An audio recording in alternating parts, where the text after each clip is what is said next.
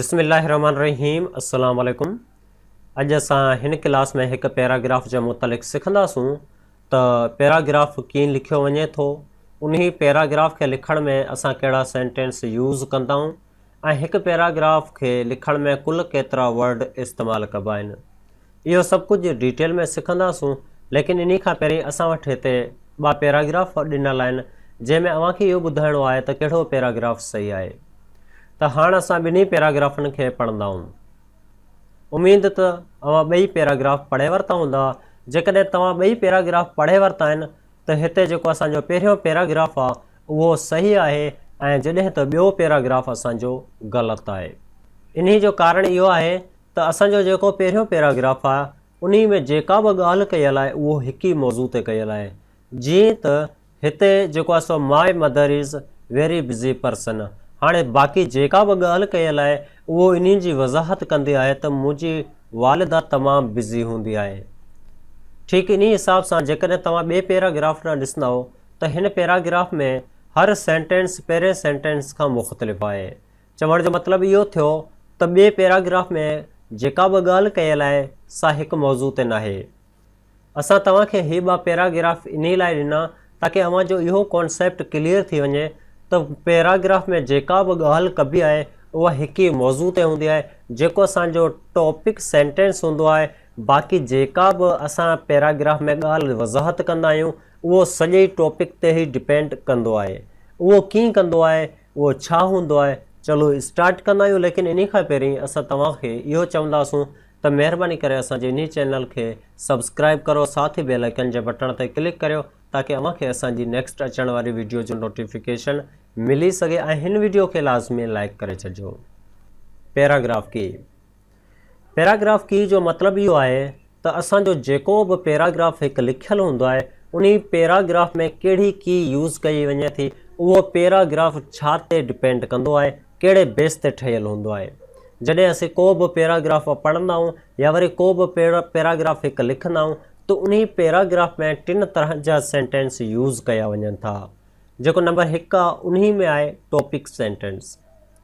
Topic sentence मतिलबु त जॾहिं को बि पैराग्राफ अव्हां पढ़ो या वरी को बि पैराग्राफ तव्हां लिखो, उन पैराग्राफ जो पहिरियों सेंटेंस सॾराए थो टॉपिक सेंटेंस। मतिलबु त कंहिं बि पैराग्राफ जो पहिरियों सेंटेंस सॾराए थो टॉपिक सेंटेंस, उन खे असीं चवंदा आहियूं टॉपिक सेंटेंस। ॿिए नंबर ते असां वटि आहे सपोर्टिंग सेंटेंस। सपोर्टिंग सेंटेंस उहे सेंटेंस हूंदा आहिनि जेके टॉपिक सेंटेंस जी वज़ाहत कनि। 3 नंबर ते असां वटि आहे एडिंग डिटेल्स। एडिंग डिटेल्स जो मतिलबु त जेको बि असां हिकु पैराग्राफ लिखंदा आहियूं उन पैराग्राफ खे डिटेल में डिस्क्राइब करण लाइ जेके असां सेंटेंस यूज़ कंदा आहियूं तिन्हनि खे असीं सॾींदा आहियूं एडिंग डिटेल्स। त हाणे असां इन टिनी खे डिटेल में एक्सप्लेन कंदा आहियूं ऐं सेंटेंसनि जी मदद सां ॾिसूं था त टॉपिक सेंटेंस कहिड़ो आहे, सपोर्टिंग सेंटेंस कहिड़ो आहे ऐं वरी एडिंग डिटेल कहिड़ी आहे। टॉपिक सेंटेंस हिते तव्हांजे साम्हूं हिकु नंढो पैराग्राफ लिखियलु आहे। उन पैराग्राफ में जेका पहिरीं लाइन आहे इन पहिरीं लाइन या वरी इन पहिरें सेंटेंस खे असीं चवंदा आहियूं टॉपिक सेंटेंस। जीअं त पखाड़ा is an amazing place to visit. तव्हां हीअं बि चई सघो था Islamabad is an amazing place to visit. असां बाक़ी जेको बि पैराग्राफ लिखियो आहे इहो सॼो पैराग्राफ डिपेंड कंदो आहे हिन पहिरीं लाइन ते। हीअ पहिरीं लाइन असांजी सॾराए थी टॉपिक सेंटेंस। ॿिए नंबर ते असां वटि आहे सपोर्टिंग सेंटेंस। पहिरीं लाइन खे छॾे करे बाक़ी जेका बि असां लाइनूं लिखंदा आहियूं तिन्हनि लाइनुनि खे असीं सॾींदा आहियूं सपोर्टिंग सेंटेंस। चलो हाणे हिन हिकु जेको आहे सो नंढे पैराग्राफ खे पढ़ंदा आहियूं। ट्री आर यूज़फुल टू अस। वण जेके आहिनि असांजे लाइ काराइता आहिनि, असांजे लाइ यूज़फुल आहिनि। हीअ असांजो छा थियो, हीअ जेको बि हिकु नंढो पहिरियों सेंटेंस आहे इन सेंटेंस खे असीं चवंदा आहियूं टॉपिक सेंटेंस।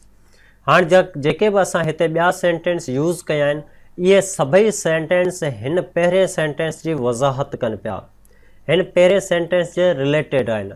त इन हिसाब सां बाक़ी जेके बि सेंटेंस आहिनि इन्हनि खे असीं सॾींदासूं सपोर्टिंग सेंटेंस। सपोर्ट कंहिंजी कनि पिया, टॉपिक सेंटेंस जी। चलो हाणे पढ़ंदा आहियूं They clean the air around us. On a hot day, they give us shade. We can use their wood to build our home. Trees also help to keep the environment fresh. They provide us oxygen. उम्मीद तव्हां एतिरे ताईं सम्झी विया हूंदा त topic sentence कहिड़ो हूंदो आहे, सपोर्टिंग सेंटेंस कहिड़ो हूंदो आहे। हाणे असीं ॻाल्हि कंदासीं एडिंग डिटेल। एडिंग डिटेल्स में असांजा टे ऑप्शन अची वञनि था। मतिलबु त उन में टॉपिक सेंटेंस बि ईंदो, उन में सपोर्टिंग सेंटेंस बि ईंदा ऐं लास्ट में असीं उन में एडिंग डिटेल बि कंदासूं। जीअं त तव्हांखे इहो ख़बर पइजी वई आहे त असांजे पैराग्राफ जी पहिरीं लाइन हूंदी आहे टॉपिक सेंटेंस। उन खां अलावा पंहिंजे पैराग्राफ में ॿिया उहे सेंटेंस आहिनि जेके पहिरें सेंटेंस जी मतिलबु टॉपिक सेंटेंस जी वज़ाहत कंदा आहिनि, तिन्हनि खे असीं चवंदा आहियूं सपोर्टिंग सेंटेंस। ऐं तंहिंखां पोइ कुझु अहिड़ा सेंटेंस असीं यूज़ कंदा आहियूं ताकी असांजो पैराग्राफ वधी सघे ऐं असांजी जेका बि पैराग्राफ में इंफॉर्मेशन ॾिनी आहे उन खे कंप्लीट करे सघूं। त उन्हनि बाक़ाया सेंटेंसनि खे असीं सरींदा आहियूं एडिंग डिटेल्स। ऐं हीअ असां उन लाइ यूज़ कंदा आहियूं ताकी असां जेको बि पैराग्राफ लिखियो आहे उन खे डिटेल में डिस्क्राइब करे सघूं। उमेद त अव्हांखे इहो सम्झ में अची चुको हूंदो त हिकु पैराग्राफ में असीं कहिड़ा सेंटेंस यूज़ कंदा आहियूं ऐं उन्हनि खे यूज़ कीअं कबो आहे।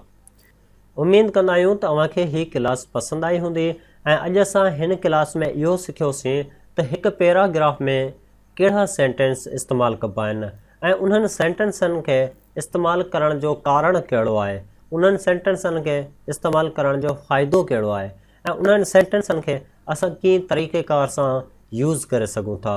दोस्तो, हीअ असांजी जेका बि निढी इंफॉर्मेशन असां तव्हां ॾे ॾिनी, जेकॾहिं इहो पसंदि आई हुजे त हिन वीडियो खे लाइक करियो ऐं असांजे चैनल खे सब्सक्राइब करो। इंशाअल्लाह हाणे हिकु ॿी क्लास सां मिलंदासूं जंहिंमें असां तव्हांखे हिकु पैराग्राफ लिखणु डिटेल में सेखारींदासीं। त अॼु वारी हिन क्लास खे हिते ख़तमु कंदासूं। इंशाअल्लाह हाणे नेक्स्ट क्लास में मुलाक़ात कंदासूं। तेसीं ताईं असांखे ॾियो इजाज़त। अल्लाह निगहबान।